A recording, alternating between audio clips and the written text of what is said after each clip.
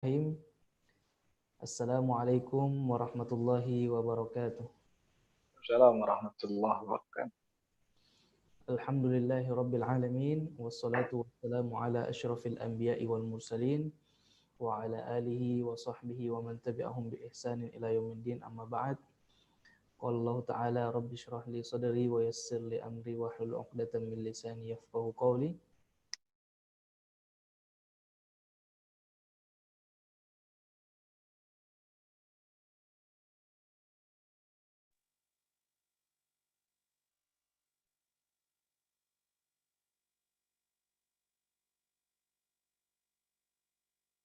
Ustaz Lukman, mic-nya dia mute tuh. Harusnya unmute. Ya, baik. Insyaallah pembahasan kita pada malam hari ini jemaah sekalian yang dirahmati Allah adalah kaidah fikhiyah, yaitu tentang kaidah fikih yang pertama. Jadi kalau sekalian yang baru bergabung tentu heran atau tentu kaget, kok ini udah masuk di kaidah pertama aja gitu. Jadi bagi jamaah sekalian yang baru bergabung, silahkan bisa mengikuti kajian sebelumnya di mana kita telah membahas tentang mukaddimah atau pembukaan, pengenalan tentang apa sih kawaid fikih itu ya. Jadi kawaid fikih ini secara ringkas adalah bentuk atau rumus-rumus yang dipatenkan oleh para ulama guna untuk memudahkan para ulama ketika berfatwa. Ya.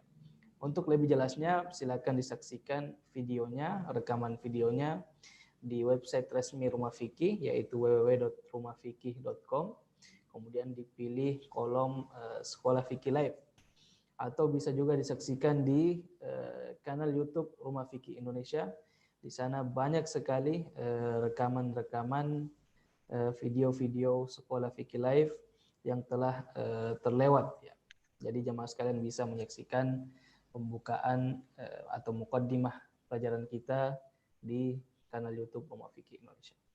Insyaallah pada malam hari ini kita akan masuk ke kaidah pertama, kawaid al-kubra al-ula, yaitu al-umuru bimaqasidiha, segala sesuatu tergantung pada niatnya. Jadi jamaah sekalian untuk bersiap-siap menyiapkan dirinya agar kita bisa mengambil banyak faedah pada malam hari ini. Insyaallah untuk efisiensi waktu saya sebagai host menyerahkan sepenuhnya kepada Ustadz kita, Pak Alaihi falyatafadhal mashkura wa ma'dzur. Silakan. Ya, bismillahirrahmanirrahim. Alhamdulillahi wassalatu wassalamu ala rasulillahi amma ba'du. Assalamualaikum warahmatullahi wabarakatuh. Para jemaah, teman-teman Rumah Fikih, mahasiswa Sekolah Fikih yang dirahmati Allah Subhanahu wa taala. Pada malam hari ini insyaallah kita akan membahas kaidah fikih kubro yang pertama, yaitu al-umuru bimaqasidiha. Jadi ini adalah kaidah kubro, dia ada di nomor 1, tapi kalau kita lihat sejarah kemunculannya, ternyata al-umuru bimaqasidiha ini bukanlah kaidah yang apa istilahnya muncul di awal begitu. Karena kalau kita flashback ke beberapa pertemuan sebelumnya terkait dengan sejarah bagaimana kaidah fikih itu kemudian lahir sebagai disiplin ilmu baru, dari ceritanya salah seorang ulama Al-Hanafiyah yang namanya Abu Thahir Ad-Dabbasi kan gitu.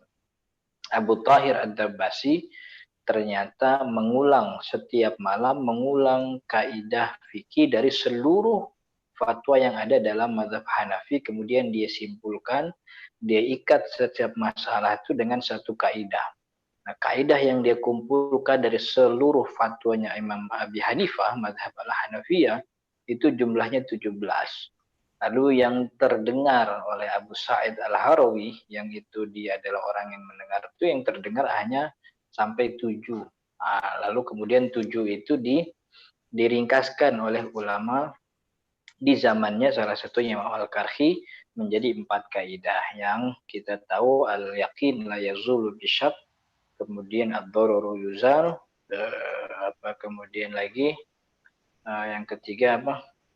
al-masyaqqatu tajlibut taysir, kemudian yang keempat al-'ada muhakkamah. Nah, 4 kaidah ini yang diambil dari hafalannya Abu Thahir Ad-Dabasi, kemudian didiskusikan oleh banyak ulama, kemudian ulama sepakat untuk menambahkan satu kaidah namanya al-umuru bimaqasidiha, dia ta'asiyan bi hadisin Nabi, ya sebagai bentuk apa ya, ta'asi, ngambil fadilah dari hadis Nabi Muhammad, karena Nabi Muhammad mengatakan rukun Islam 5, ya kaidahnya pun jadi 5, sebagaimana maqasid syariah ada 5, maka kaidah fikihnya pun dibikin 5 gitu. Karena karena kaidah fikih itu simpul fatwa, dan keseluruh fatwa dalam syariat itu adalah mengacu kepada 5 maqasid syariah, maka dibikinlah 5. Nah, nomor satunya apa?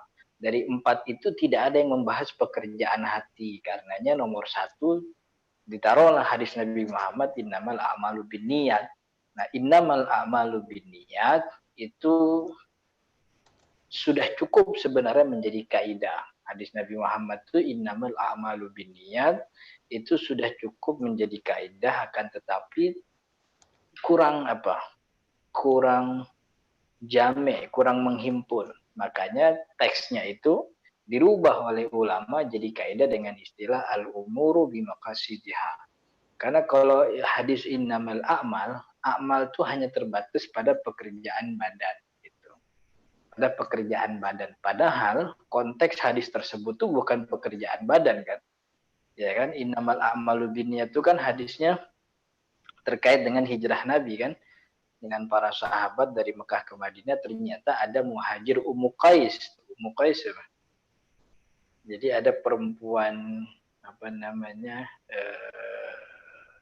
Mekah ya. Ya, ini apa primadona gitu ya. Dikejar oleh banyak laki-laki, lalu banyak yang mengajak menikah. Tapi Ummu Qais itu mensyaratkan, kalau mau nikahin aneh, ikut hijrah dong ke Madinah gitu. Nah, ada orang-orang yang hijrah ke Madinah tuh niatnya bukan ikutin Nabi gitu. Tapi justru malah biar dapat Ummu Qais. Maka itu juga jadi dalil bagi para ulama bahwa cinta kepada Nabi itu apa namanya? Mengikuti Nabi itu bukan berarti cinta. Karena cinta jauh lebih luas daripada itu. Karena kalau cuma ngikutin dikatakan cinta, ternyata banyak orang mengikuti orang tuh bukan karena cinta. Kita ngikutin perintah bos tuh kan bukan gara-gara kita cinta bos, kita takut kagak digaji. Kan ya. Kita ngikutin protokol kesehatan pakai masker tuh kan bukan gara-gara kita cinta sama corona, justru kita takut sama corona. Jadi kan ada orang-orang tuh yang kalau cinta ya ikutin. Nah, cinta nggak lebih apa, nggak cuma sekedar itu. Jadi cinta itu perasaan dalam hati. Oh, ini jadi bahas cinta nih, jadi kagak enak nih. Satu teman belum punya pacar soalnya. Jadi kita akan kembali ke masalah al-umuru bimaqasidiha, bahwa segala sesuatu itu bergantung dengannya. Jadi dari 4 kaidah yang dikumpulkan dari hafalannya Abu Thahir Ad-Dabasi, tidak ada satu yang membahas pekerjaan hati. Padahal yang namanya mukallaf itu, kita ini mukallaf dalam hal hukum syariat, halal haram, wajib sunnah, mubah, makruh dan seterusnya, itu yang dihitung tuh bukan cuma badan, bukan cuma tulisan, bukan cuma lisan, bukan cuma badan, tapi yang dihitung juga pekerjaan hati. Maka ditambahkan satu kaidah dari hadis Nabi Muhammad, al-umuru bimaqasidiha. Kenapa enggak pakai teks langsung saja, innamal a'malu binniyat? Karena teks hadisnya tuh kurang jami. Karena kalau kita kan amal itu artinya hanya sebatas pekerjaan badan. Niat itu hanya terbatas maksud dan motivasi untuk yang disebut dengan ibadah ritual. Tapi kalau kita pakai al-umur tuh jauh lebih luas daripada amal. Kalau amal batasan banyak badan, kalau umur tuh semuanya. Dia pekerjaan badan, dia pekerjaan hati, dia juga pekerjaan lisan, dan ini adalah objek hukum syariat kan begitu. Maqasid itu jauh lebih luas daripada niat ibadah. Karena yang namanya mukallaf tuh bukan cuma dituntut untuk melakukan ibadah, tapi juga halal haram tuh berkaitan dengan masalah-masalah muamalat yang mungkin di dalamnya tidak pakai niat. tapi yang ada tuh maksud, motivasi dan tujuan gitu. Jadi kan nggak ada niatnya. Orang ngundang apa namanya, ngundang orang-orang misalnya, datangnya ke rumah saya, ada apaan? Saya mau syukuran. Syukuran apa? Syukuran ulang tahun. Ketika orang datang kan dia nggak perlu niat. Nawa itu syukuran ulang tahun kan nggak ada.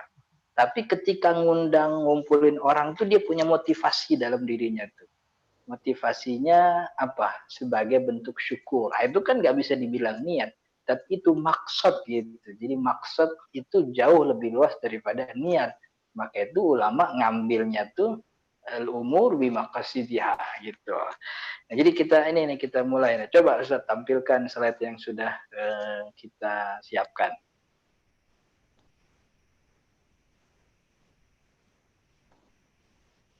Nah, ini al-umur bimaqasidiha. Selanjutnya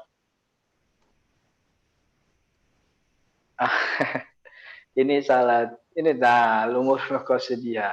Itu animasinya kurang lengkap. Terus nah, al-umur bimaqasidiha, al-umur kemudian al-umur itu nafsul fi'li wa huwal amal. Jadi amr atau amr itu umur itu jamak dari kalimat amr.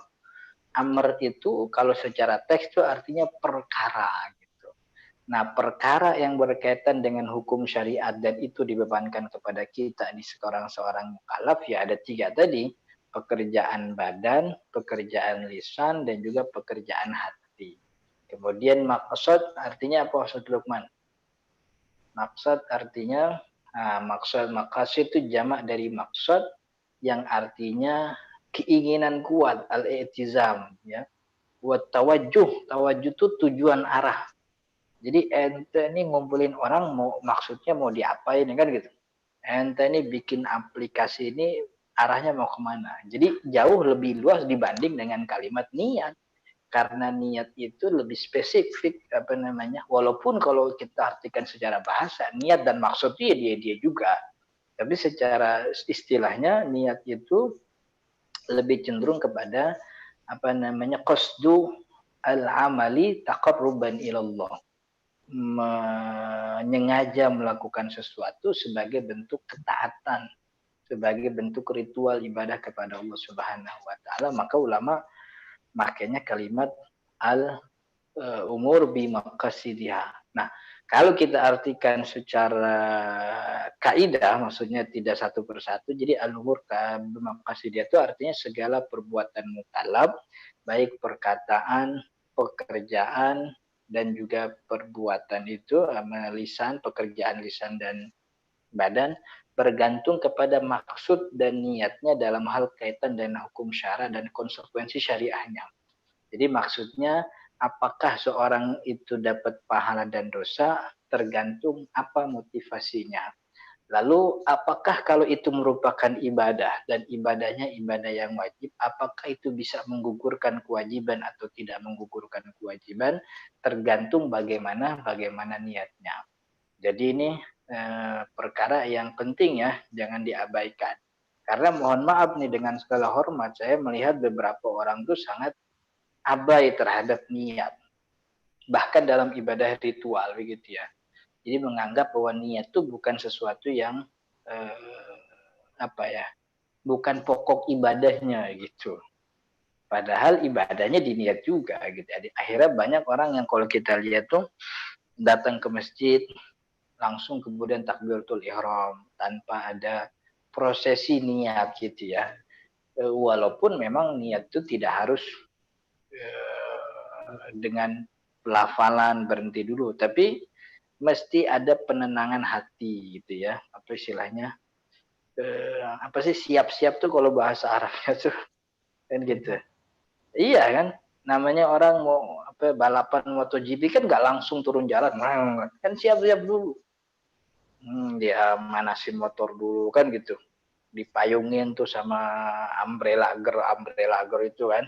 Itu diwawancara dulu itu kan sebagai bentuk persiapan. Nah, gitulah kita ibadah jangan buru-buru karena kita tidak pernah dituntut oleh syariat untuk dapat takbiratul ihram imam pertama, tapi kita dituntut untuk menjaga kehusyuan sholat kita. Ya biar khusyuk ya jangan buru-buru lah. Jadi ini maksudnya al-umur bimaqasid. Kemudian selanjutnya Ustaz, tentang sumber kaidah. Sumber kaidah kemarin kita sudah singgung tuh, sumber kaidah fikih itu bisa bersumber dari teks syariah.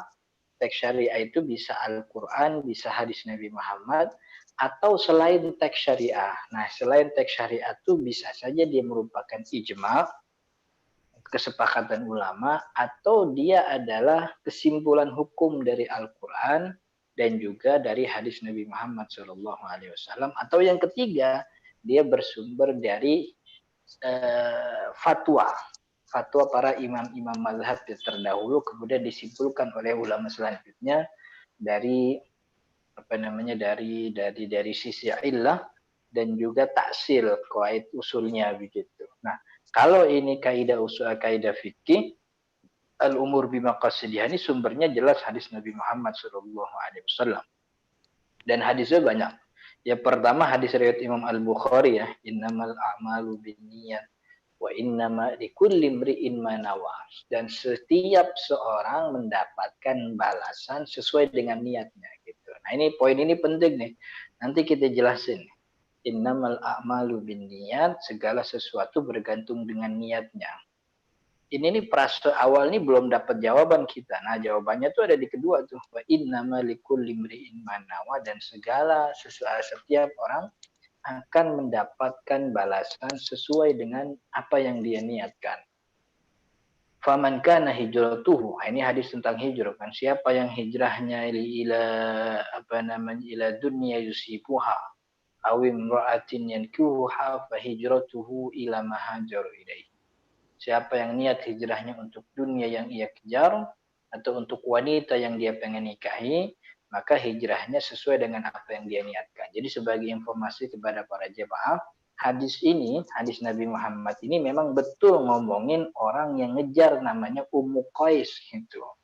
Jadi kenapa disebut nikah, kenapa disebut dunia? Ya bagian dari kenikmatan dunia itu perempuan. Kan gitu. Jadi Nabi Muhammad menyebut ini karena dulu ketika Nabi Muhammad hijrah, ada di antara kalangan sahabat yang hijrah itu bukan karena pengen hijrah, tapi itu malah pengen ngawinin yang namanya Ummu Qais. Maka orang-orang yang punya niat begitu disebut dengan istilah muhajir Ummu Qais gitu. Jadi para jemaah yang dirahmati Allah, jangan namain anak muhajir Ummu Qais. Ya kalau mau namain muhajir aja, nggak usah ditambahin. Dulu saya pernah dengar tuh, ada nama muhajir Ummu Qais waktu pengajian, dinamain muhajir Ummu Qais. Rupanya pengajiannya lagi ngomongin negatif tuh kan, gitu. Ya kan? Dan jangan-jangan Qori lagi baca A'udzubillahi minasyaitonir, dinamain tuh anaknya Tony. Tony ada di Al-Qur'an. A'udzubillahi minasyaitonir. Jadi tidak mesti begitu ya.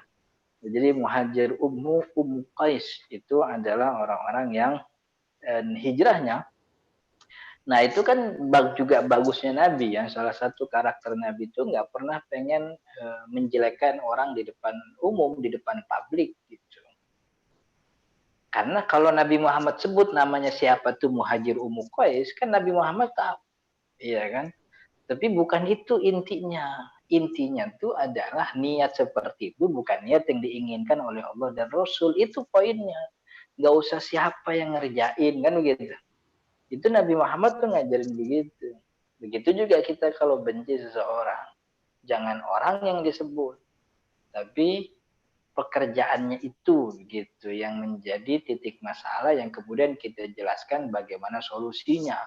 Jangan kemudian terus-terusan menjelekkan. Dan ini hadis ini banyak. Maksudnya hadis tentang bagaimana Nabi Muhammad mengajarkan kita. Dulu Nabi Muhammad kan juga pernah bilang kepada sahabat Abdullah bin Amr bin As kalau nggak salah ya.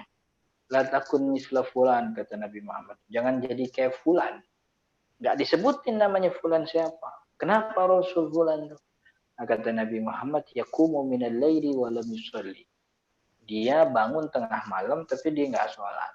Nah, Nabi Muhammad kalau mau jelasin siapa orangnya, Nabi Muhammad tahu kan gitu. Yang tengah malam bangun cuman kencing doang, Nabi Muhammad tahu tuh. Tapi kan itu masih lebih baik ya daripada bangun nggak kencing gitu ya.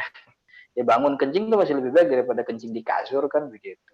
Tapi itu kan pekerjaan yang tidak elok. Kalau dapat kesempatan bangun tengah malam ya minimal sholatlah 2 rakaat. Itu poinnya. Nabi Muhammad pengen ngomong masalahnya tuh di situ jeleknya. Gitu. Jadi bukan siapanya. Kalau kita kan rada jujur orangnya, kebangetan jujur begitu ya. Mau ngomongin lu jangan jadi ini loh, jangan gini gitu. Emang siapa yang gitu? Ah, gue kagak enak ngomong namanya nih. Ngomongnya sih gak enak, cuman ujungnya kesebut juga tuh nama gitu. Oh no, yang rumahnya pojokan gang no, yang pot bunganya warna oranye, gerbangnya warna pink, wah itu tuh. Yang kalau keluar rumah kaki kiri dulu biasanya, wah sampai dia tahu kaki apa yang keluar rumah dulu gitu. Jadi kadang kita tuh sering abai dalam masalah. Nah, Nabi Muhammad tuh bilang begitu, seseorang akan mendapatkan apa yang dia niatkan. Ini hadis juga nih banyak ya. An Anas bin Malik, jadi kita baca sebagai bentuk tabaruk pada hadis Nabi Muhammad.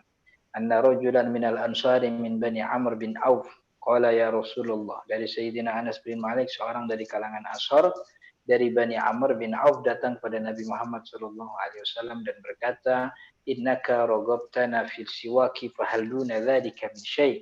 Kata orang Ansar ini, ya Rasulullah, engkau telah menganjurkan kami untuk bersiwak. Apakah ada selain siwak? Jadi maksudnya apakah ada benda, bisakah benda lain itu berfungsi sama seperti siwak begitu? Lalu kata Nabi Muhammad, usbu'uka siwakun inda wudu'ika tumirruha ala asnanik. Kata Nabi Muhammad, jari jemari kamu tuh siwak ketika kau wudu gitu. Engkau buat itu gosok gigimu itu jadi siwak. Fa innahu la'amala liman la niyatalah, sesungguhnya tidak ada amal bagi yang tidak berniat. Jadi jari jemari kita yang kita gosok-gosok kemudian kita niatkan sebagai siwak, jadi itu sunnah. Artinya bersiwak itu merupakan ibadah yang harus butuh niat gitu.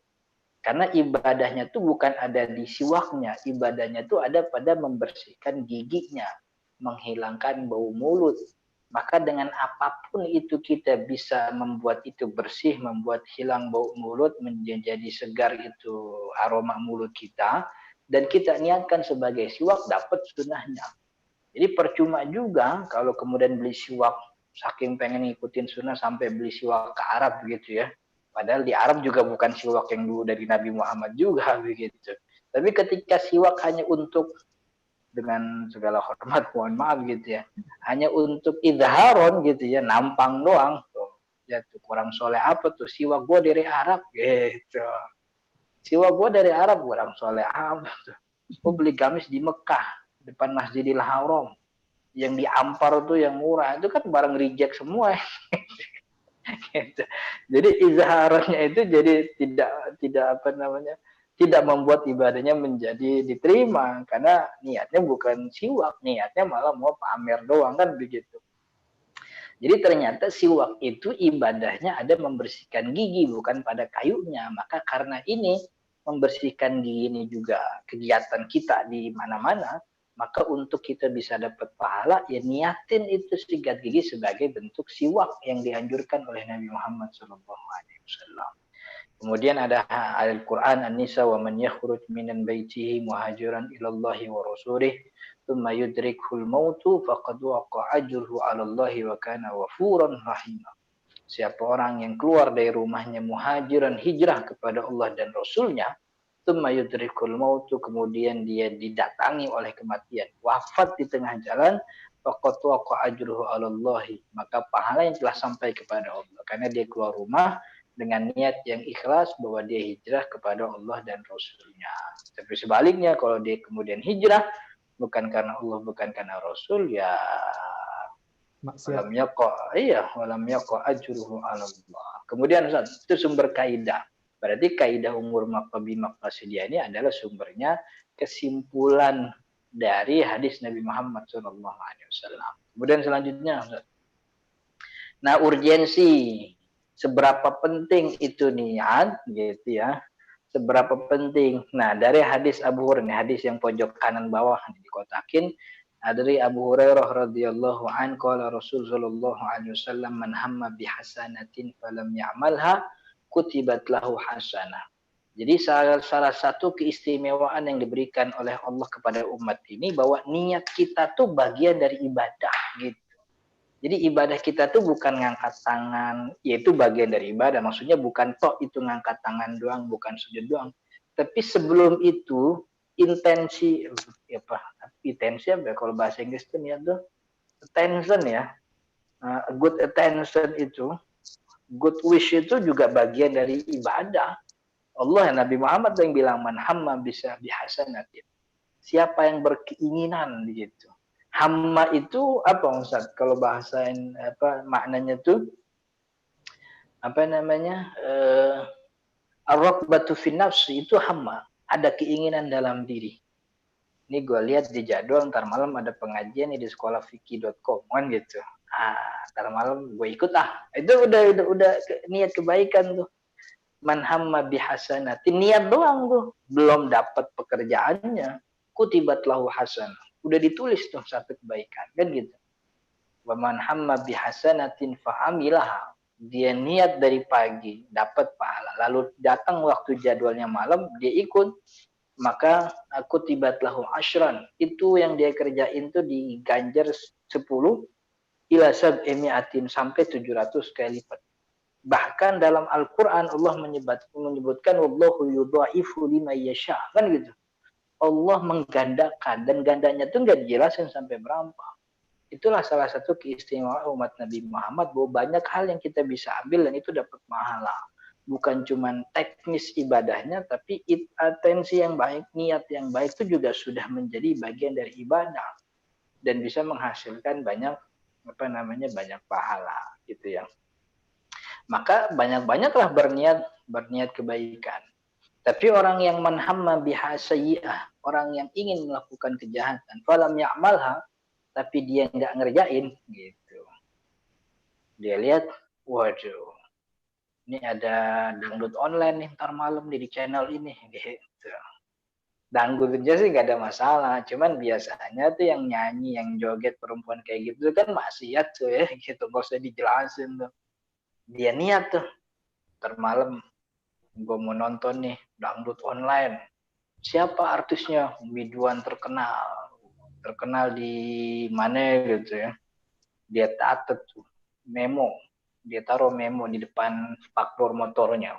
Jam sekian bakal ada di channel. Dari pagi dia cas HP nggak dilepas-lepas, biar nanti malam pas datang waktunya HP-nya tetap on gitu ya. Internet dia beli kuota banyak supaya takut gitu ya, takut kalau nanti pas lagi show ternyata kuotanya habis. Sudah berniat gitu, pahamnya amalha tapi nggak dikerjain dalam tuktab, dia tidak dihitung sebagai kemaksiatan. Kalau itu dia melakukan maka dihitung kemaksiatannya 1. Walaupun kemudian ada ulama namanya Imam Ibnu Katsir. Jadi orang yang berniat dalam kitab tafsirnya, orang yang berniat keburukan dan itu tidak jadi dikerjakan, belum tentu dia nggak dapat dosa. Itu kata Imam Ibnu Katsir. Kenapa belum tentu nggak dapat dosa? Karena Nabi Muhammad pernah bilang, al-qatil wal maqtul finnar, kan gitu. 2 orang yang bertemu dengan pedangnya, maka yang dibunuh, yang membunuh neraka dua-duanya. Kalau yang membunuh sih pantas masuk neraka. Tapi kenapa yang nggak dibunuh tuh masuk neraka juga? Maka kata Imam Ibnu Katsir, nggak mesti orang yang niat keburukan lalu nggak jadi ngerjain tuh nggak mesti nggak dapat dosa, karena dia bisa jadi dapat dosa sebagaimana buktinya hadis Nabi tadi, yang membunuh masuk neraka. Kemudian beliau jelaskan, karena orang yang berniat keburukan sampai akhirnya dia menjalankan atau tidak menjalankan itu ada 3 jenis. Pertama, ada orang yang berniat keburukan tapi dia tidak melakukan effort apa-apa untuk keburukan yang dia inginkan. Dia mau ngelakuin maksiat nih, mau ngintip misalnya, jelek norak banget ya maksiatnya ngintip. Itu zaman dulu zaman dulu ngintipin orang kontrakan. Kalau sekarang nggak ada yang ngintipin itu. Apa ya contohnya, misalnya mau mencuri misalnya gitu, mau mencuri, lalu pas datang waktunya dia siap keluar rumah, ternyata hujan gede. Nggak jadi dinyolong nih gitu. Ya udahlah tidur aja. orang yang seperti ini nggak dapat dosa, nggak dapat pahala juga gitu. Kenapa nggak dapat dosa, nggak dapat pahala? Tidak ada pekerjaan yang dia kerjakan. Dia baru niat doang, effortnya tuh belum ada gitu. Nah, ada orang yang kedua yang berniat keburukan, nggak jadi tapi malah dapat pahala. Kalau dia meninggalkannya karena sebab khawatir kepada dosa Allah, dosa kepada Allah Subhanahu, takut maksiat, ya.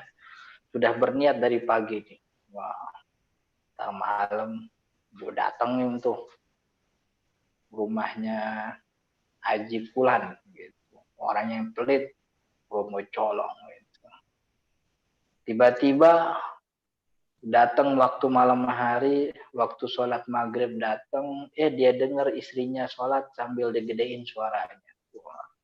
Dia dengar istrinya sholat, yang ngaji sambil sholat, baca Quran lagi sholat, hatinya luluh misalnya gitu, misalnya. Itu kalau ada kamera, kameranya kayak kamera sinetron yang zoom in, zoom out gitu. Dia sambil menangis, berlutut, aku telah berniat keburukan gitu. Nah, dia nggak jadi. Kenapa nggak jadi? Karena dia takut kepada Allah. Dia tahu yang kayak gini dapat pahala nih, bukan malah dapat dosa. Yang kayak gini dapat pahala karena dia berniat keburukan lalu meninggalkan keburukan itu karena sebab khawatir dosa, takut kepada Allah Subhanahu wa taala, dapat pahala. Nah, tapi ada tipe ketiga, orang yang berniat keburukan dan dia sudah melakukan effort untuk keburukan itu tercapai. Kayak tadi contohnya gitu ya. Dia cas tuh HP-nya gitu kan biar nanti pas waktu konser HP-nya tuh nggak lowbat kan gitu. Dia beli kuota, udah ada effort. Sama sebagaimana orang yang bertemu dengan saudaranya dengan sama-sama bawa pedang. Sudah ada effort untuk melakukan pembunuhan. Cuman kebetulan dia kebunuh duluan gitu kan. Kalau nggak kebunuh duluan dia yang bunuh gitu.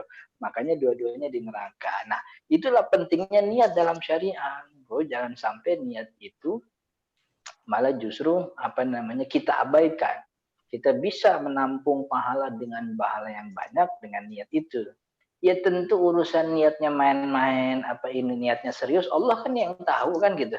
Kita sih cuma bilangin doang, ente kalau punya niat bagus, Allah ngasih pahala. Urusan ente niat tuh kata Ustaz niat baik dapat pahala. Ya niat aja terus gitu. Allah tahu mana niat yang main-main, mana niat yang beneran kan gitu. Jadi pilihan ada pada diri Anda masing-masing gitu. Jadi ini adalah salah satu bentuk kebaikan Allah kepada kita bahwa dengan niat kita bisa mendapatkan pahala. Ya itu kan salah satu konsekuensi bahwa kita ini termasuk umat Nabi Muhammad, umat yang umurnya pendek gitu ya. Karena umat ini umurnya pendek, maka Allah kasih banyak amalan, banyak pekerjaan, banyak ibadah yang dia bisa ngambil itu pahala banyak untuk ngejar dosanya. Kalau dosa sama pahala 1:1, itu kan susah tuh ya. Itu dosa sama pahala kira-kira banyakan mana gitu. Kalau ada yang pede bilang pahala doang banyak, wah saya jadi wali itu gitu. Kira-kira kan banyakkan dosa sama pahala. Ya kan kira-kira kan gitu. Nah, untuk bisa ngejar itu Allah kasih kemudahan. Bagaimana? Setiap amal ibadah 1, pahalanya 10, bisa sampai 700 kali lipat, bisa sampai tidak terhingga. Niat saja dapat pahala kan begitu. Supaya apa? Supaya keburukan itu dikejar. Akhirnya timbangan amal kebaikan lebih berat daripada timbangan keburukan. Yang walaupun isinya cuma niat doang itu, gitu ya. Ya mudah-mudahan Allah kasih pahala. Nah, itu yang kedua. Niat itu penting. Nah, kemudian yang kedua, yang hadis ya Imam Nawawi dalam kitab Syarah Sahih Muslim juga menjelaskan sesuatu yang mubah, ya. Innal mubahan, sesuatu yang mubah yang nggak ada kaitannya sama pahala. Jadi sesuatu yang mubah itu sesuatu yang lahir dari kecenderungan kita sebagai manusia. Kita lapar makan, kita ngantuk tidur, kita pengen bercampur bergaul sama istri, ya kita datengin. Itu kan lahir dari kecenderungan kita sebagai manusia. Itu hukumnya mubah. Kita mau lihat pemandangan indah, kita mau dengerin suara yang bagus-bagus, kita mau makan yang enak-enak, kita mau pakai baju yang bagus-bagus, yang indah-indah kan gitu. Kita mau kendaraan yang mumpuni, kita mau harta yang banyak, itu sesuatu yang mubah. Karena lahir dari kecenderungan kita sebagai manusia, tidak ada pahala, tidak ada dosa. Tapi yang sesuatu yang mubah ini bisa jadi sebuah ketaatan yang berpahala jika dibarengi dengan niat yang tulus gitu. Nah, Imam Nawawi nyontohnya jima nih. Ini mohon maaf nih bagi para bujang gitu ya. Ini contoh Imam Nawawi nih nulis gitu. Jima bisa menjadi ibadah jika dibarengi dengan niat menunaikan hak istri dan niat memperlakukannya dengan baik yang memang Allah perintahkan gitu, atau dengan niat melahirkan anak yang soleh, karena jima itu aslinya mubah. Maka anggapan bahwa yang dianggapan kebanyakan masyarakat kalau jima itu bagian dari ibadah, salah gitu. Karena jima itu lahir dari kecenderungan dasar sebagai kita sebagai manusia, kecenderungan nafsu, maka hukumnya boleh, bukan ibadah gitu. Nah, tapi jima itu yang sifatnya ibadah, yang sifatnya mubah itu bisa mendatangkan pahala. Kalau apa? Niatnya benar. Kan ya? Ini sebagai bentuk nahan diri dari maksiat kan gitu. Kalau lupa-lupa duit ada, kendaraan punya, bisa main tuh ke Mangga Besar sono kan gitu. Ya Alexis sudah ditutup, cuman yang lain kan masih banyak tuh pintunya kan gitu. Ini bisa jatuh kemana-mana nih gitu. Untung ada istri, inilah datang ke istri sebagai bentuk apa? Fafan, menjaga diri dari maksiat. Atau emang menunaikan kewajiban, di istri tinggal dinas 3 bulan, 4 bulan. Kan kewajiban kita nih sebagai suami memperlakukan baik. Atau kita pengen melahirkan anak yang soleh. Ini Islam harus kuat. Kalau kuat harus punya sumber SDM-nya, sumber daya manusia yang kuat. Kalau jumlahnya dikit kan nggak kuat, ayo kita bikin anak yang banyak biar SDM Islam makin kuat. Itu kan niat ibadah bagus gitu. Jadi niatnya menjadi penting karena dia bukan hanya bukan hanya sekedar maksud, tapi dia merupakan inti ibadah dan dia bisa merubah sesuatu yang non ibadah menjadi ibadah atau sebaliknya. Sesuatu yang aslinya ibadah malah jadi nggak bernilai ibadah, dan itu ada hadisnya kan. Gimana ada beberapa orang yang melakukan pekerjaan ukhrawi tapi nilainya duniawi karena niatnya niat duniawi gitu ya. Datang ke masjid, datang ke musola, mau sholat sih gitu, cuman pakai kainnya yang paling bagus biar dilihat sama orang. Pak Haji ini kainnya, gajahnya udah nggak duduk lagi tuh, gajah lari gitu, merek mahal ya kan gitu, pecinya ya biar dilah gitu. Itu saya coba lanjutin slide-nya. Nah, makna niat apa? Niat itu kata Imam Al-Kafawi dari kalangan Al-Hanafi adalah kitabnya Al-Kulliyat mendefinisikan niat secara bahasa sebagai inbi'asul qalbi lima yarahu muwafiqan li ghardin min jalbi naf'in wa daf'i dharrin halan wa ma'al. Kecenderungan hati kepada sesuatu yang dinilai cocok dengan untuk tujuan dalam mendatangkan kemanfaatan dan menghindari keburukan dalam waktu dekat atau akan datang. Itu secara bahasa. Tapi secara istilah niat itu qasdu ta'ah wa taqarrub ila Allah taala fi ijadil fi'li. Menyengaja untuk taat dan taqarrub kepada Allah dengan melakukan perbuatan gitu. Kemudian apa? Ustaz Lukman. Kemudian fungsi. Nah, ini penting nih. Fungsi niat. Kenapa kemudian ibadah harus niat? Karena niat itu punya fungsi. Pertama, fungsi niat itu membedakan antara ibadah dan kebiasaan. Ini beberapa teman jemaah mahasiswa sekolah fikih yang sempat ikut dior bersama saya ini sudah hatam nih ya masalah fungsi niat karena saya sudah jelaskan. Jadi fungsi niat yang pertama. Jadi niat tuh bukan cuma dia sebagai ibadah, tapi dia juga punya pekerjaan, punya tugas. Yang itu membantu kita untuk meraih pahala dan juga menggugurkan kewajiban. Pertama, fungsi niat itu membedakan antara ibadah dan kebiasaan. Karena ada ibadah yang teknisnya mirip sama kebiasaan. Apa Ustadz kira-kira ibadah tapi dia punya teknis mirip dengan kebiasaan? Contohnya? Mandi mungkin. Ya, mandi. Mandi itu kebiasaan kita. Tapi di dalam syariat ada namanya syariat mandi. Ya, mandi janabah, mandi junub, mandi gede, mandi wajib, mandi besar, apalagi itu. Itu yang wajib tuh, mandi Jumat yang sunnah kan begitu, dan mandi-mandi yang lain. Jadi ada kemiripan nih. Ada ibadah, katakanlah orang junub. Malam hari dia bergaul dengan istrinya, subuh datang, lalu dia ingin sholat subuh, maka kewajibannya adalah dia mengangkat hadas besarnya. Bagaimana cara mengangkat hadas besar? Dengan mandi janabah. Mandi janabah itu teknisnya sama seperti mandi pada umumnya. Artinya tanpa dia bergaul dengan istrinya di malam hari, emang waktu subuh dia mandi. Emang kebiasaan mandi. Kenapa? Karena biasanya habis subuh dia langsung kerja, berangkat kerja, tempat kerjanya lumayan jauh kan begitu. Artinya ada hadas atau tidak ada hadas, dia mandi. Nah, maka sulit nih membedakan ini mandi ngangkat hadas apa bukan ya. Kan air yang diguyur sama, gayung yang dia pakai sama, kamar mandi tempat mandinya juga sama, kan gitu. Mana yang membedakan ini mandi kebiasaan dan ini mandi untuk mengangkat hadas besar? Yang membedakan adalah niatnya gitu. Karena itu ulama mengajarkan kalau itu mirip sama kebiasaan kasih merek dong. Mereknya apa ya? Mereknya di niat. Maka itu diajarkan oleh ulama nawaitu al-ghusla. Saya niat mandi. Nah, ngapain mandi? Kan tiap hari juga mandi, pagi siang sore mandi kan gitu. Orang Indonesia tuh mandinya banyak tuh. Bukan cuma 2 kali, dia bisa 3, 4, 5 kali. Apalagi kalau Sabtu Minggu kan, mandinya bisa 6, 7 kali tuh tergantung berapa kali kondangan kan gitu. Kalau kondangan Apalagi jadi 5 kali, musim kenapa? corona, Ustaz. Apalagi musim corona. Wah, Ustaz Lukman paham banget. Walaupun nggak ada kondangan, mandi tetap sering kan begitu. Ya bukan soal suami istri, tapi kan mandi biar bersih, hilang kumannya kan gitu, hilang coronanya.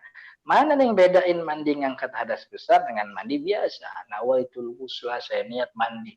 Untuk apa mandi? Kan tiap hari juga mandi, kenapa diniatin? Oh ini bukan mandi biasa, ini lirofil hadasil akbar. Ini untuk ngangkat hadas besar. Lillahi, lillahi ta'ala. Kan gitu. Ini membedakan. Nah, niat itu jadi merek tuh. Itu yang membungkus pekerjaannya menjadi ibadah. Karena sudah diniatkan dari awal, dicatat oleh malaikat. Hadasnya terangkat karena dia mandi jam sekian, tanggal sekian, bulan sekian. Kan gitu. Nah, contoh lagi yang ibadah teknisnya mirip sama kebiasaan, i'tikaf. Ya. I'tikaf tuh kan tadi saya cuma ngadem aja di masjid, nongkrong aja. Dan nongkrong di masjid itu kebiasaan banyak kita gitu. Apalagi yang ribut sama bininya di rumah. Oh, masjid tuh jadi enak banget tuh, jadi adem gitu. Nongkrong di masjid, nyender di tiang, nyari angin, dengerin orang sholawatan, dengerin orang ngaji, itu dikerjakan kita tiap hari. Apalagi kalau keadaannya mau normal nih, mau new normal ya. Ini masjid siang udah mulai banyak nih orang yang ngaso kan gitu.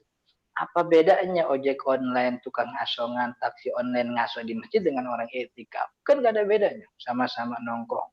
Duduk di lantai yang sama, nyender di tiang yang sama. Dapat angin dari kipas angin yang sama. Kan begitu. Ngobrolnya bareng. Ngobrolnya apaan? Ya soal pemakzulan Pak Jokowi karena COVID ini yang lagi rame itu ya. Soal makan gitu. Ya kan ngobrolnya sama. Tapi yang satu dapat pahala etikaf, yang lain enggak. Kenapa? Yang satu niat, itu etikaf, saya niat etikaf. Jadi kebiasaan ini untuk berbuah jadi ibadah pahala dimerekin, kasih merek. Mereknya apa? Yaitu niat itu. Ya, niat itu. Nah, itu fungsi niat membedakan antara ibadah. Kalau ada ibadah yang teknisnya mirip dengan kebiasaan. Kemudian terusnya, nah, fungsi kedua ini membedakan antara ibadah dengan ibadah yang lain yang teknisnya mirip tapi hukumnya berbeda. Ada ibadah yang beda hukum tapi teknisnya sama gitu-gitu doang. Contoh nih ya. Bangun tidur, mandi atau wudhu kemudian datang ke masjid. Ketika datang ke masjid dia sholat 2 rakaat. Setelah sholat 2 rakaat begitu, kemudian azan subuh. Azan subuh selesai dia sholat lagi 2 rakaat. Gitu. Selesai 2 rakaat sholat, beberapa menit iqomah. Sholat subuh. Dia sholat lagi 2 rakaat. Artinya dalam jangka waktu mungkin hanya 30 menit, dia mengerjakan 3 kali 2 rakaat. Apakah 2 rakaat itu sama semua? Beda. 2 rakaat pertama tahiyatul masjid. 2 rakaat kedua qobliyah subuh. 2 rakaat ketiga namanya sholat fardu subuh. Maka untuk bisa membedakan mana tahiyat masjid yang itu dapat pahala sunnah, Mana qobliyah subuh dapat keutamaan dunia dan seisinya. Mana itu kewajiban subuh menggugurkan kewajiban subuhnya. Mana yang bedain kalau bukan niat. Niat yang membedakan. Karena ini mirip sama ibadah yang lain, maka kasih merek. Maka itu ulama ngajarin usolli, saya niat sholat. Sholat ada fardu, ada sunnah. Mau sholat yang mana mas? Sholat fardu. Gitu. Oh sholat sunnah. Oh sholat sunnah. Sholat sunnah yang mana mas? Sholat sunnah kan banyak. Oh di tahiyatul masjid. Sholat tahiyat sunnah tahiyatul masjid. Oh dapat tuh berarti sholat sunnah masjid dapat kesunahannya. Begitu juga fardu kan gitu. Usolli fardu. Fardu apa? Fardu ada 5. Zohor, asar, isya, zohor, asar, maghrib, isya, subuh. Mau yang mana nih dari 5? Subuh. Wah gitu. Itu karena dunia begitu, maka itu menggugurkan kewajiban. Jadi ada ibadah yang teknisnya mirip dengan ibadah yang lain, maka agar tidak saru, agar tidak mirip harus dibedakan. Bagaimana membedakan? Kasih merek. Mereknya apa? Niat. Upin Ipin itu kan mirip, ya kan? Saharu orang kalau belum kenal saharu. Lalu bagaimana biar orang nggak saharu? Biar orang tuh tahu bedanya. Dimerekin, Upin mereknya kuning, Ipin mereknya biru. Kurang cukup. Itu warna kuning dikasih letter U, warna biru dikasih letter I. Gitu. Kurang cukup. Upin dibikinin jambul, Ipin botakin. Kan gitu. Biar orang nggak salah. Gitu. Gitu juga ibadah nih. Ini 2 rakaat sama 2 rakaat sama. Mana yang sunnah, mana yang wajib? Bedain dong. Pakai apa? Likul limri'in manawa. Biar seseorang tuh dapat sesuai dengan apa yang diniatkan. Saya sih ngajarinya dulu ya. Dari dulu ngajarin biar malaikat nggak salah nyatet begitu. Ya malaikat sih nggak mungkin salah nyatet kan, kita yang salah niat, akhirnya malah yang harusnya wajib nggak jadi gugur kewajiban gara-gara niatnya salah. Contoh lagi ibadah zakat misalnya, ngasih beras ke fakir miskin tuh banyak ibadahnya tuh. Zakat pertanian kalau dia beras ngasih beras, bayar kafarot, kafarotnya macam-macam nih, ada kafarot jima, ada kafarot apa namanya apa kafarot nggak lagi mampu puasa, atau kafarot orang yang nggak bisa bayar dam itu haji kan gitu. Kemudian zakat fitrah, habis itu zakat fitrah kan juga ngasih beras juga. Kemudian fidyah, ngasih makan gara-gara dia batal puasa. Jadi kan banyak tuh. Maka ketika kita ngasih ini beras ke miskin, itu niatnya apa? Kalau mau menggugurkan kafarat, ya niat dalam hati ini sebagai kafarat jima saya. Ini sebagai fidyah karena saya pernah nggak puasa atau saya menunda kodok puasa sampai masuk Ramadan selanjutnya. Kan begitu. Kasih merek. Orang punya uang 100 juta, maka dia harus bayar zakat 2.500.000, 2,5%. Bayar zakat uang simpanan dengan sedekah kan sama-sama ngasih duit.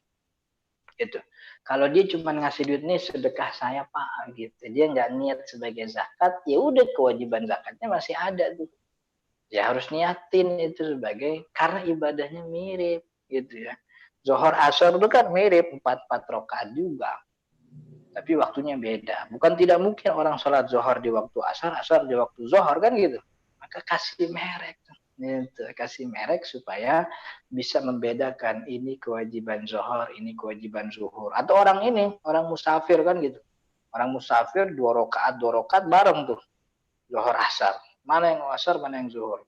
Atau juga orang ketiduran, dia tidur jam 9 pagi, jam 10 pagi, zohor kebablasan bangun jam setengah 5 sore. Bangun jam setengah 5 sore, dia harus mengerjakan 4 rakaat zohor, 4 rakaat asar. 4 rakaat asar karena memang waktunya asar, 4 rakaat zuhur karena ketiduran tadi. Mana yang bedain ini 4 rakaat zohor, 4 rakaat asar? Niatnya. Usolli fardhu zuhri, arba'a rakaatin dan seterusnya itu. Itu kenapa kemudian ada ulama menganjurkan usolli fardhu. Jadi kalau ditanya usolli fardhu, nawaitu sama godin, ada hadisnya, innamal a'malu binniyat wa innamal likulli imri'in ma nawa. Likulli imri'in ma nawa. Enggak nyambung tuh hadis innamal a'malu binniyat jadi usolli. Ya kalau nggak belajar sih dia nggak nyambung. Maka belajar nih, ini nyambungin ini. Nyambungin usolli jadi dari innamal amal jadi usolli fardhu gitu. Kemudian selanjutnya berarti karena niat itu punya fungsi membedakan antara ibadah dan kebiasaan, atau juga ibadah dengan ibadah yang lain yang punya teknis mirip tapi tidak sama hukumnya beda, berarti ada ibadah yang memang nggak perlu pakai niat. Gitu nanti di slide selanjutnya. Nah, syarat niat pertama Islam, tamyiz. Tamyiz itu apa enaknya bahasanya Ustaz? Bisa membedakan mana yang baik dan mana yang buruk. Ya, jadi tamyiz itu para jemaah fase sebelum balik. Kalau balik itu kan fase sudah wajib ya, sudah taklif, sudah wajib sholat. Itu ditandai keluar air mani atau mimpi basah atau haid bagi perempuan. Kalau 3 tanda ini nggak ketemu bagi anak kita, tunggu sampai 15 tahun Komariah itu udah balik. Nah, tamis itu fase sebelum itu. Dia belum keluar air mani, dia belum haid, tapi kalau nonton sinetron dia paham mana tokoh protagonis, mana tokoh antagonis gitu. Kalau lihat lihat berita di TV dia tahu mana politikus baik, mana politikus busuk dia tahu gitu. Ya pokoknya kalau nonton superhero mana penjahat, mana jago dia tahu. Itu namanya tamyiz tuh. Jadi syarat niat tuh artinya ada ibadah yang butuh niat, maka ibadah tersebut tidak mesti atau tidak diharuskan orang yang sudah balik. Orang yang tamyiz sudah sah melakukan ibadah itu, sholat. Orang tamyiz sah ibadahnya walaupun belum balik. Kemudian 3 tahu apa yang diniatkan, dia ngerti gitu niatnya apa. Kemudian 4 tidak melakukan hal yang menolak niat. Dia niatnya sih mau safar gitu. Belum sampai tujuan ketemu perempuan tengah jalan dikawinin di situ. Akhirnya jadi mukim di situ nggak sampai tujuan. Berarti kan dia melakukan hal yang menolak niatnya tersebut gitu. Berarti niat safarnya jadi batal otomatis. Itu 4 syarat niat. Lanjutnya Ustaz nih satu lagi slide terakhir sebelum kita tanya jawab. Udah habis. Oh, udah habis. Oh, tadi ya. Bahwa ada ibadah yang tidak perlu niat karena dia tidak sama dengan kebiasaan dan dia tidak mirip dengan ibadah lain yang teknisnya sama. Ya contohnya ya baca Al-Quran. Baca Al-Quran itu kan ibadah yang khas. Matiin saat ini share-nya. Nah, baca Al-Quran itu kan ibadah yang khas dia sendiri. Nggak disamain sama kebiasaan, nggak sama ibadah yang lain. Iya, dia aja. Maka orang baca Quran nggak perlu niat. Nawaitu qiraat Al-Quran. Nggak perlu, kenapa? Itu ibadah yang khas. Cuman dia doang yang punya. Kemudian berdoa kepada Allah. Nggak perlu niat usolli atau nawaitu doa. Nggak perlu. Karena doa kepada Allah itu ibadah yang dia doang yang punya. Berharap kepada Allah atau dia khawatir takut kan dalam syariat ada istilah roja wal khauf kan gitu. Nah, itu kan ibadah juga. Iman kepada Allah pun bagian dari ibadah. Maka iman tuh nggak perlu pakai niat. Nawaitu an umina billahi nggak perlu kan gitu. Jadi ada ibadah yang tidak butuh niat karena dia nggak sama kebiasaan. Dia juga tidak mirip dengan ibadah yang lain yang punya teknis sama begitu. Jadi ini tentang niat muqaddimah ya. Insya Allah nanti di pertemuan selanjutnya kita akan bahas kaidah turunan dari al-umuru bimaqasidiha. Gitu. Silakan Ustaz Lukman, kita beri waktu untuk tanya jawab. Baik, terima kasih Ustadz Ahmad Zarkasi LC atas materinya pada malam hari ini. Alhamdulillah kita telah membahas pembukaan di pembahasan qawaid fikih yaitu kaidah kubra yang pertama yaitu al-umuru bimaqasidiha, segala sesuatu tergantung dengan niatnya. Nah, insya Allah di pertemuan selanjutnya kita akan membahas kaidah-kaidah atau cabang-cabang atau biasa disebut dengan qawaid sugro, insya Allah. Namun pada saat ini saya sebagai host membuka sesi pertanyaan bagi jamaah sekalian yang live bersama kita di Zoom maupun di YouTube. Silahkan mempersiapkan pertanyaannya. Sudah ada yang angkat tangan dari Bapak Aryo. Saya persilahkan. Silakan Pak Aryo. Assalamualaikum warahmatullahi wabarakatuh. Waalaikumsalam warahmatullahi wabarakatuh. Mohonnya Ustaz, itu tadi ada 2 fungsi niat yang ingin saya tanyakan. Maaf, 2 fungsi niat itu siapa yang mengemukakan atau pada zaman sahabat tabi'in atau siapa yang mendefinisikan fungsi niat itu ada dua. Di mana niat pertama itu adalah fungsinya adalah sebagai pembeda antara dengan kebiasaan. Yang kedua, sebagai pembeda antara ibadah yang satu dengan ibadah yang lain. Nah, di sini saya tergelitik. Di sini kan kuncinya satu ya. Satu dalam arti angka 1 dan angka 2 semuanya adalah ibadah. Ibadah dibandingkan dengan kebiasaan dan ibadah dibandingkan dengan ibadah yang lain. Bagaimana kalau niat itu dibedakan antara ibadah dan tidak ibadah, maksiat. Nah, itu apakah itu termasuk dalam dua fungsi itu atau mungkin termasuk ada yang lain di mana sebagai pembeda antara ibadah dan non ibadah, dalam kurung mungkin maksiat. Nah, itu bagaimana? Itu yang pertama. Kemudian yang kedua, yang tadi berkaitan dengan hadis Rasulullah berkaitan dengan inna a'malu biniat, waktu berhijrah. Nah, waktu berhijrah tadi ada yang niat hijrahnya itu lurus, dalam arti menghindari kaum Quraisy,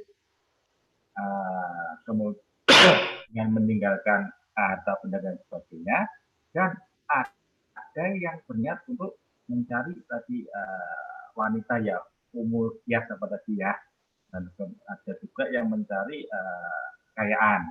Nah, kalau itu ada dua niat, bagaimana Ustaz? Pertama, ya saya niat, maksud saya pada zaman itu niat hijrah untuk menghindari kaum Quraisy. Di sana itu kan saya juga bisa dapat di situ ada wanita atau harta. Itu bagaimana itu? Jadi niatnya dua itu, apakah itu niatnya akhirnya hapus atau niat pertama diterima, yang kedua itu hilang? Terima kasih Ustaz. Assalamualaikum warahmatullahi wabarakatuh. Ya, Waalaikumsalam warahmatullahi wabarakatuh. Pembagian fungsi niat menjadi dua, satu pembeda terhadap ibadah dan kebiasaan. Karena itu dari kalau pertanyaannya siapa yang memulai ya, sulit untuk dijawab ya, karena hampir setiap kitab fikih, kitab kaidah fikih itu yang memulai masalah niat, yaitu yang mereka bahas, itu yang dia bahas. Jadi untuk mengatakan siapa yang mulai, jadi ini kan kaidah fikih ini kan diurai oleh ulama di setiap zaman dari fatwa ulama-ulama sebelumnya begitu. Jadi ulama sesudahnya itu mengulik atau bahasa kerennya mengelaborasi. Kenapa sih imam fatwanya begini begitu.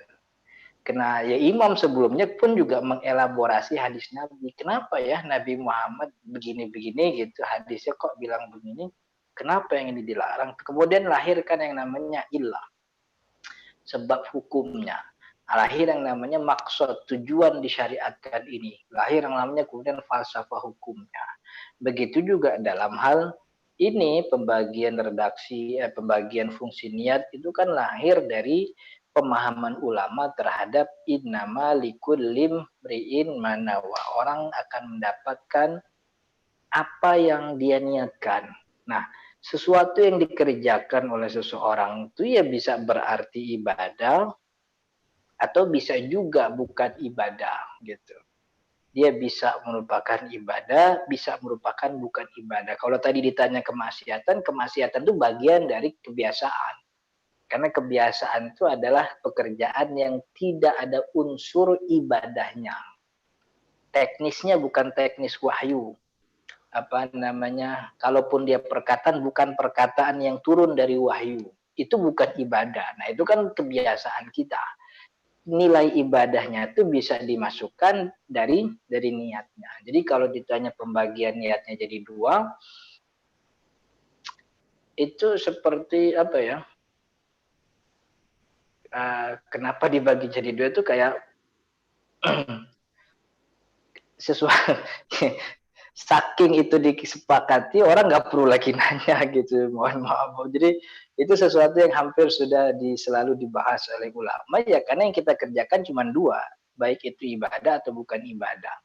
Nah, ada beberapa ibadah yang mirip, karena itu agar pekerjaan kita dinilai ibadah, ya niatin begitu. Tapi kalau pekerjaan itu kemaksiatan, nah itu kan sudah otomatis dapatnya dosa, gitu, dapatnya dosa. Kalau disesuai dengan kriteria yang disebut dengan maksiat. Kemudian mudah-mudahan itu cukup ya, apa namanya, Pak Aryo ya, mudah-mudahan cukup Pak Aryo yang pertama.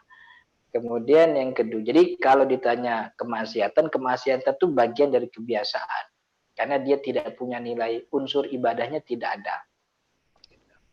Kemudian pertanyaan kedua, apakah mungkin kalau orang melakukan dua niat sekaligus yang kalau niatnya sama-sama dalam bentuk ibadah, sebagaimana orang berniat besok saya mau puasa.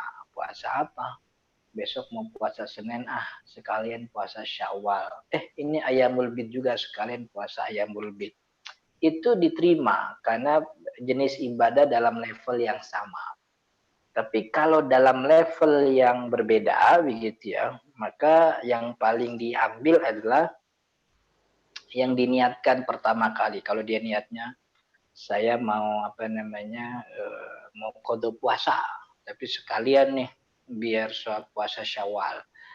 Kalau seperti itu ya kodonya dapat, ibadah Syawalnya pun sama. Tapi kalau dia hanya niatnya Syawal saja, kodoknya nggak diniatin, maka dia dapat Syawal saja. Nah, kalau kaitannya apakah mungkin seorang bisa dalam satu jenis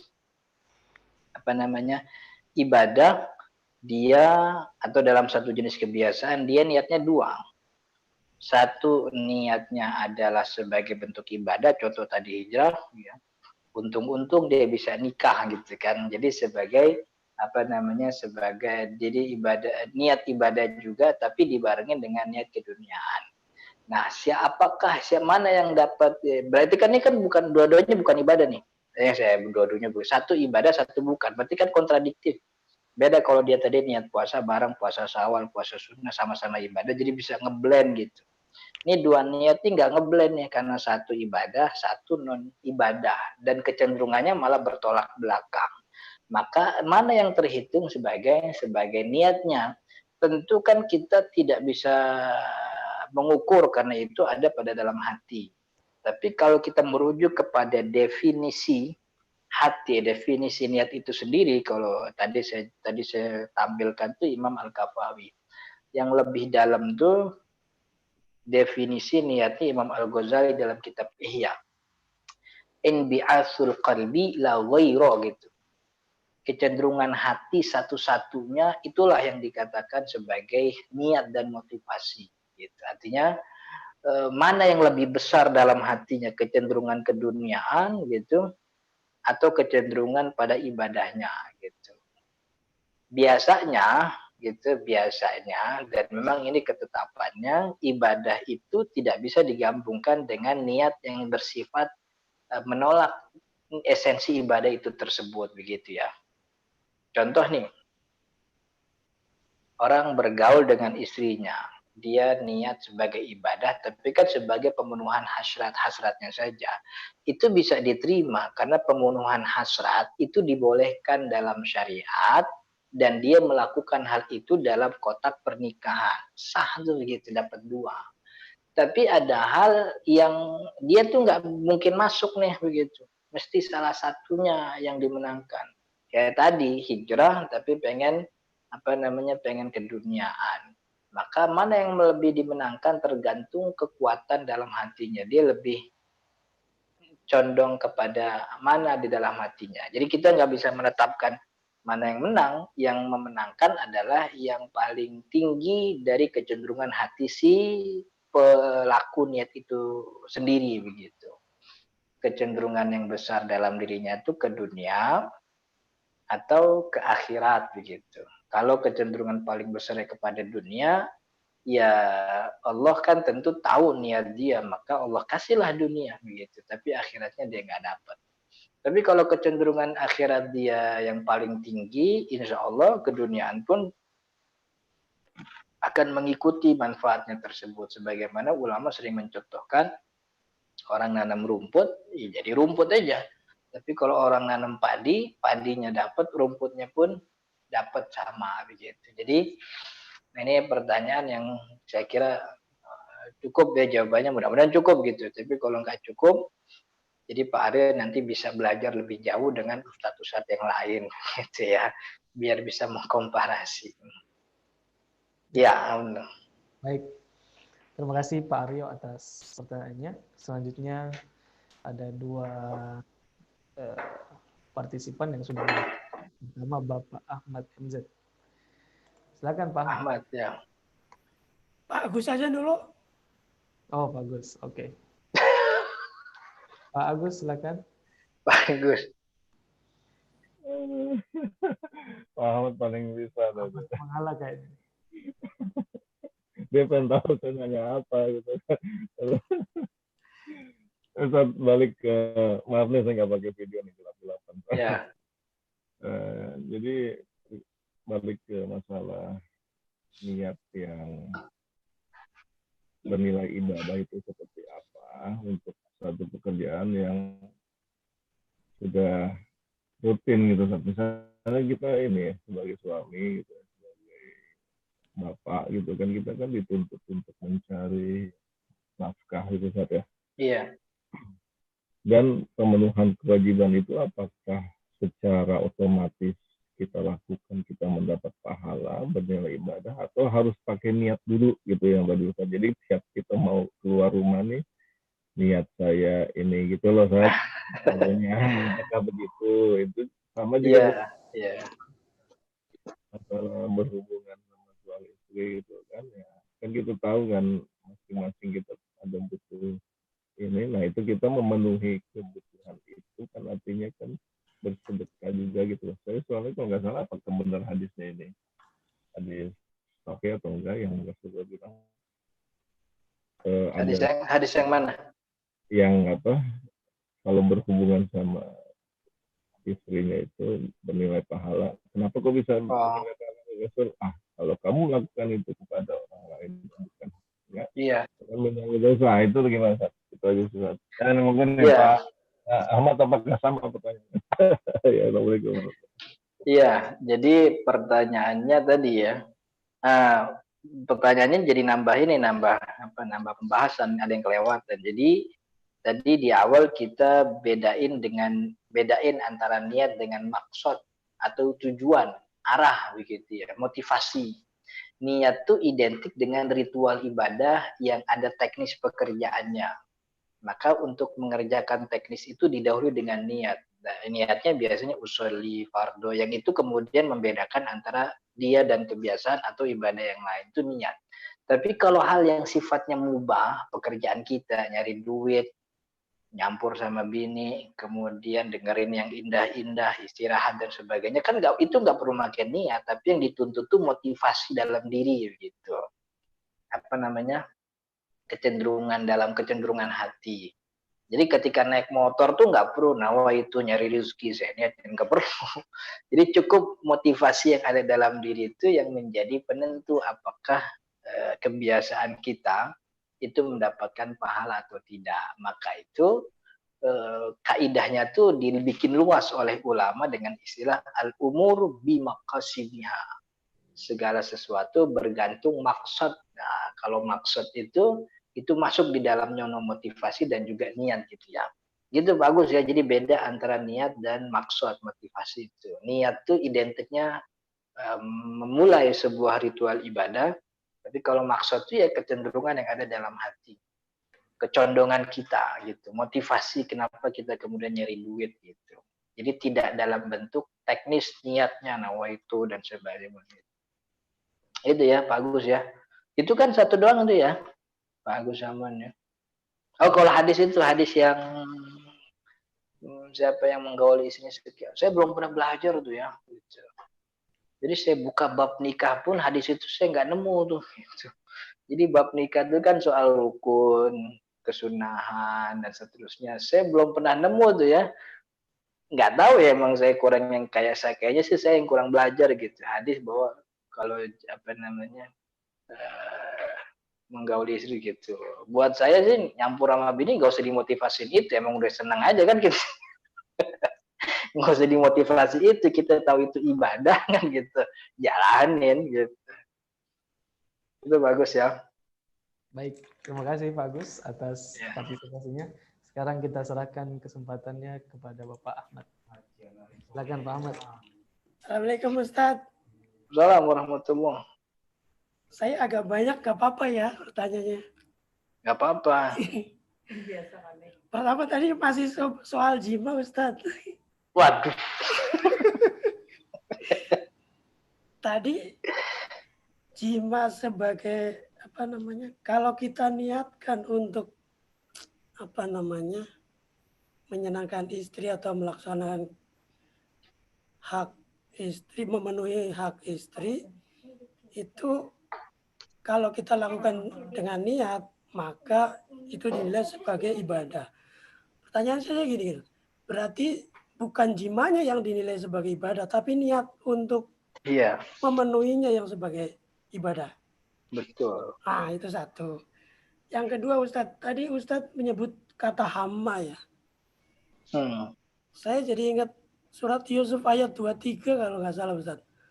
Walaqad hamma bihi wa hamma biha. Hamma biha. Nah, itu kan di terjemahannya kalau nggak salah ada yang mengatakan Yusuf berniat dan dia pun berniat dan perempuan itu pun berniat Ustaz. Tapi yang penjelasan Ustaz tadi itu baru tingkatan hama ya. Iya, hama itu kecenderungan level rendah tuh. Iya, maksud saya ada nggak leveling niat Ustaz? Kalau nggak salah ada yang saya pernah dengar kajian niat itu ada berapa tingkatan, ada hadisun nafs, ada hotir, ada hajis dan segala macam. Betul, betul. Sampai yang terakhir kalau nggak salah baru dibilang niat Ustaz. Iya. Nah itu mohon diterangkan Ustaz. Itu yang kedua. Yang ketiga itu tadi yang hadis mengenai innamal a'malu binniyat itu kan konteksnya yang muhajir Ummu Qais ya. Iya. Mungkin ini pertanyaan ini agak-agak melenceng dari tema Ustadz. Maksud saya gini, apakah setiap lafaz itu bisa kalau konteksnya beriringan, itu apakah bisa dimasukkan sebagai dalil Ustadz? Misalnya gini, saya pernah ada orang bertanya mengenai hukum rokok. Lalu sang Ustadz menjawab gini, dia menjawab dengan surat Al-Baqarah ayat 195 kalau nggak salah. Walatulku biaidikum ila ta'luka. Jangan dicebloskan dirimu ke dalam kecelakaan. Apakah memang setiap lafaz, kalau memang konteksnya beriringan atau berkaitan, apakah bisa dipakai sebagai dalil Ustaz? Ya. Itu aja Ustaz. Assalamualaikum warahmatullahi wabarakatuh. Assalamualaikum warahmatullahi wabarakatuh. Pertama, soal tadi ya, yang sifatnya kebiasaan itu memang yang dinilai itu yang kalau dia apakah berpahala atau tidak yang dinilai niatnya, betul. Jadi bukan soal bentuk ritual, bukan ritual tuh, bentuk teknisnya seperti itu gitu. Maka kan syariat nggak ngurusin kan, mau datengin istri dari mana aja juga silahkan. Yang penting jangan dari belakang. Dari belakang tuh maksudnya kan itu bukan buat senang-senang, tuh buat kan gitu. Silahkan dari yang penting motivasinya. Begitu juga kan hal keduniaan kita. Syariat kan nggak ngurusin. Lu kalau nyari duit kudu dari jam 7 sampai jam 5 sore ya. Jam 5 sore udah nggak boleh. Kan nggak ada syariat begitu. Nyari duit silahkan sampai berapa aja. Tuh punya rumah banyak silahkan. Punya hotel silahkan. Yang penting motivasinya kan tetap ibadah. Nanti hasilkan begitu. Jadi dalam hal yang teknis yang sifatnya kebiasaan itu syariat tidak mengurusi teknisnya, tapi syariat ngurusin motivasi lalu output yang diberikan olehnya kepada syariat ini gitu. Jadi betul tuh bahwa yang jima ibadahnya tuh ada pada niat yang sifatnya baik. Kemudian yang kedua, runutan niat itu, ini saya diingetin, berarti ada satu poin yang kelewatan dari saya. Berarti nanti insya Allah di pertemuan ke depan kita akan bahas derajat niat gitu ya. Iya. Saya lu nyiapinnya agak buru-buru tadi. Nah, ini kalau lihat nih belakang backgroundnya baru, jadi saya baru pindah tempat tinggal gitu. Nah, ini tempat tinggal yang baru, jadi masih agak gerasa kerusuk nih, nyiapinnya buru-buru.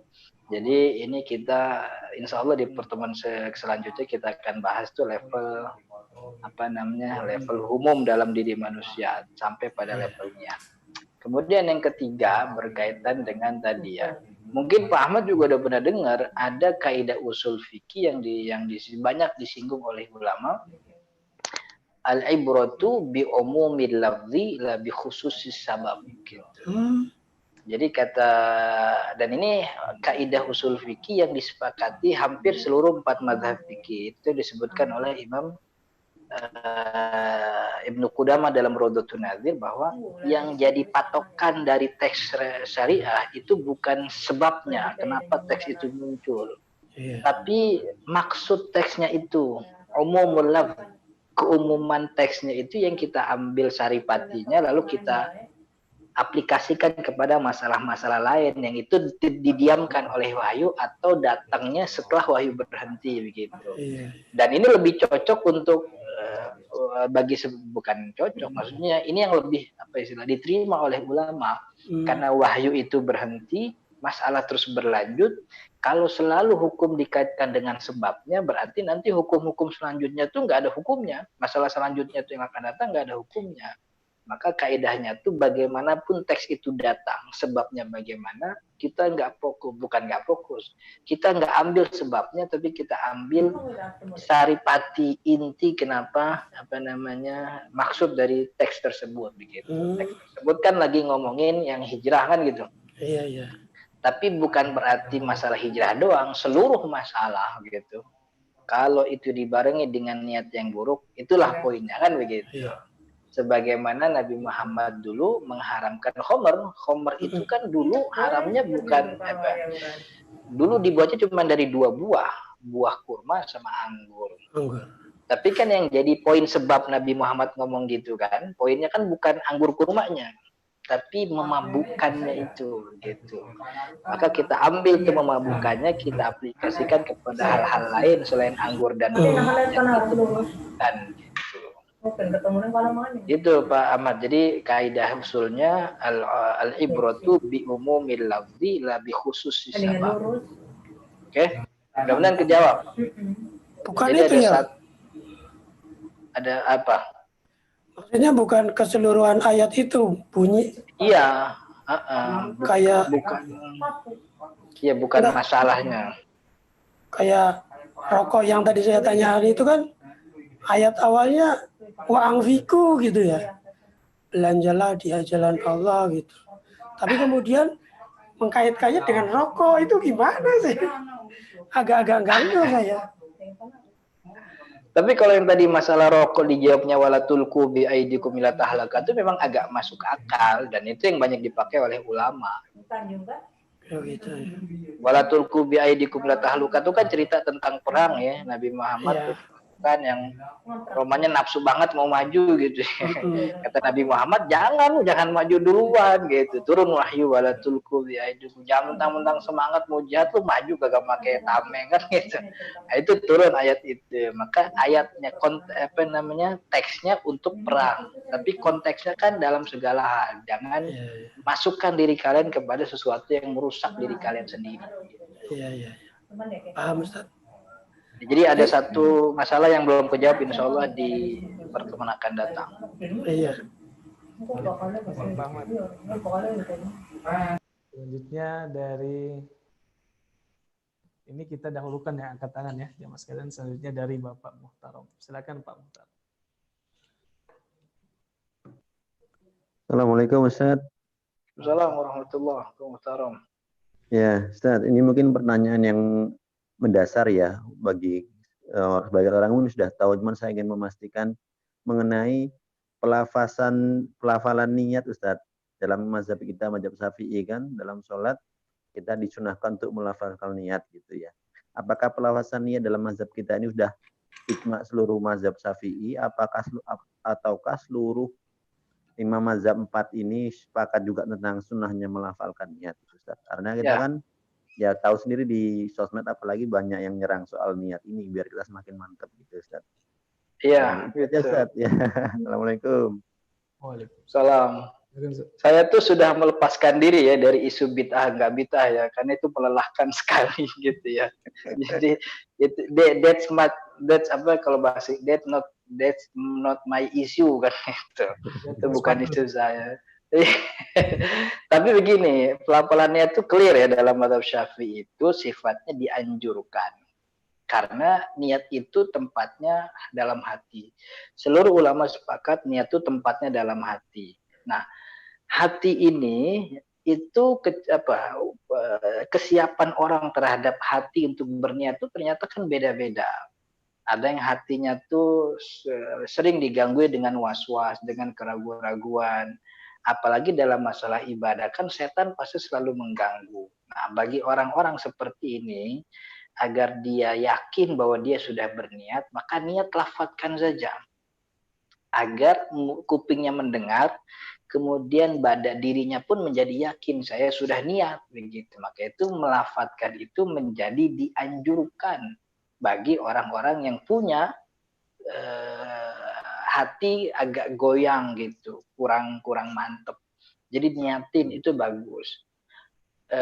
Tapi bagi orang yang sudah punya hati yang mantap, tentu melafadzkan itu menjadi tidak penting lagi gitu, karena yang jadi penting itu adalah apa yang disebutkan dalam hatinya. Kalau mazhab Syafi'i itu dianjurkan, Imam Abi Hanifah juga menganjurkan, Imam Malik membolehkan, Imam Ahmad bin Hambal yang memakruhkan gitu. Kemakruhannya pun Imam Malik dan Imam Ahmad memakruhkan, tapi kemakruhannya pun terbatas dalam arti bagi orang yang sudah hatinya sudah mantap berniat, maka melafadzkan itu menjadi kemakruhan gitu. Tapi nggak sampai pada level bid'ah gitu. Jadi saya bisa pastikan tidak satupun dari ulama mazhab yang officially menyebut melafadzkan niat itu bid'ah. Imam Malik makruh jika tidak dibutuhkan, Imam Ahmad bin Hambal makruh kalau memang tidak dibutuhkan, beberapa teksnya makruh secara mutlak begitu. Imam Abi Hanifah sama kayak Imam Syafi'i dianjurkan menjadi sangat dianjurkan kalau bagi orang yang hatinya tidak mampu, tidak cukup kuat untuk berniat begitu. Tapi dari sekian banyak ibadah, kan ada satu ibadah yang memang niat itu harus dilafadzkan kencang-kencang, yaitu haji dan umroh. Itu kan satu-satunya ibadah yang niat itu harus dilafadzkan dan harus kencang-kencang begitu ya. Nggak harus kencang sih, cuman biasanya mutawifnya tuh nyuruh kencang-kencang gitu. Labbaik Allahumma hajjan wa umratan gitu. Jadi itu ya niat, melafadzkan niat itu anjuran. Tapi ulama Syafi'i kan juga punya pakem yang melafadzkan itu tidak boleh berbarengan dengan takbir, berbarengan dengan ibadah. Karena kalau dia membarengi awal ibadahnya dengan lafadz, ya itu yang terlarang gitu. Lah, jadi kalau ingin melafadzkan itu sebelum masuk ke teknis ibadah dan tidak ada jeda gitu. Jadi ibadah saya niat sholat zuhur 4 rakaat, saya niat wajib sholat zuhur 4 rakaat Allah. Nah, jadi Allahnya itu sudah selesai dengan niatnya. Jadi jangan dibarengi. Begitu Pak Muhtarom, mudah-mudahan. Ya Ustaz, terima kasih jelas. Assalamualaikum. Assalamualaikum warahmatullahi wabarakatuh. Baik jamaah sekalian, saya akan memilih satu dari banyaknya pertanyaan yang masuk di kolom chat. Karena saya lihat ada beberapa di antara pertanyaan-pertanyaan tersebut yang mirip-mirip dan sudah terjawab dari penanya yang bertanya langsung lewat angkat tangan. Saya akan memilih satu, yaitu saya memilih dari Bapak Yudis. Assalamualaikum Pak Ustadz. Assalamualaikum. Apa disyaratkan juga niat setiap rangkaian ibadah di dalam umroh? Misalkan tawaf niat, terus sa'i niat, dan salat sunnah niat, dan seterusnya. Ataukah cukup pas di awal berihram itu sudah bisa mencakup ibadah-ibadah yang akan dilakukan di dalam umroh itu. Syukran. Silakan Ustaz. Itu masuk kaidah yang kita singgung di pertemuan sebelumnya ya. Sesuatu yang kecil tuh gugur kalau yang besarnya juga sudah gugur. Gitu. Sa'i tawaf itu bagian daripada umroh. Jadi kalau umrohnya sudah diniatkan, maka dia sudah mengcover ibadah-ibadah yang ada di dalam umroh tersebut. Begitu. Jadi tidak perlu lagi ada niat. Kecuali tawafnya itu bukan bagian dari umroh. Seperti tawaf wada atau juga tawaf kudum gitu ya. Jadi beberapa kalau bahasanya itu pembimbing tuh ada yang rajin ya. Dia baru nyampe Mekah tuh, ayo ke Masjidil Haram gitu. Kita langsung belum ganti baju, tawafnya tawaf sunnah, tawaf tawaf kudum gitu. Nanti baru atau dia sudah ganti ihram di sana gitu ya. Kemudian tawaf umroh. Kemudian setelah berapa hari dia meninggalkan Mekah, dia masuk lagi tawaf, tapi tawaf sendiri, tawaf sunnah, tawafnya tawaf tawaf wada gitu ya. Kalau itu kan berarti tawaf itu bukan bagian dari umroh, dia terpisah. Tapi kalau dia sudah niatkan umrohnya, maka tawaf sa'i dan seterusnya termasuk sudah bagian dari umroh, maka tidak perlu diniatkan lagi. Gitu.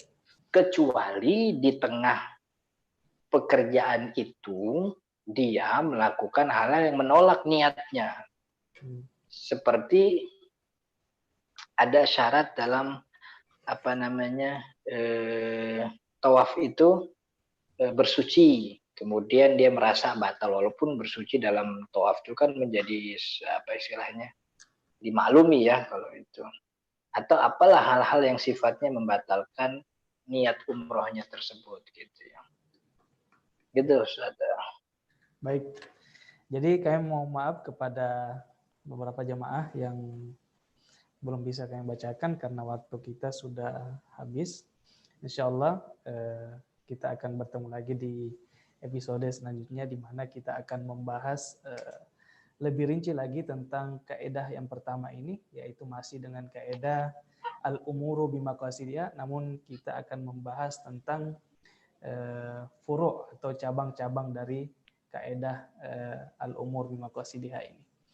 Ya, baik jamaah sekalian, insyaallah Sekolah Fikih Live ini akan terus berlangsung selama bulan Syawal dan kami mengharapkan kehadiran jamaah sekalian, keistiqomahan jamaah sekalian. Semoga Allah Subhanahu wa taala memberikan kita kesempatan dan keistimewaan untuk selalu menuntut ilmu bersama-sama di Sekolah Fikih Live ini. Amin ya rabbal alamin.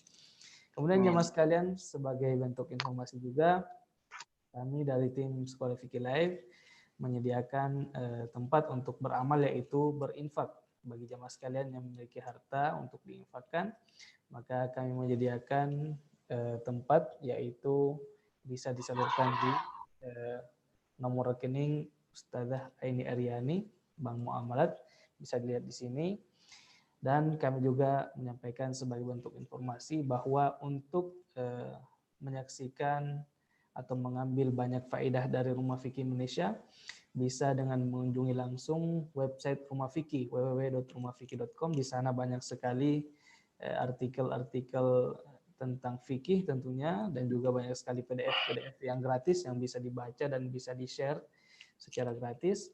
Dan juga bisa dengan memfollow Instagram dan mengikuti fanpage Facebook Rumah Fikih, dan juga untuk mensubscribe kanal YouTube Rumah Fikih Indonesia agar kita bisa update tentang konten-konten menarik dari Rumah Fikih Indonesia.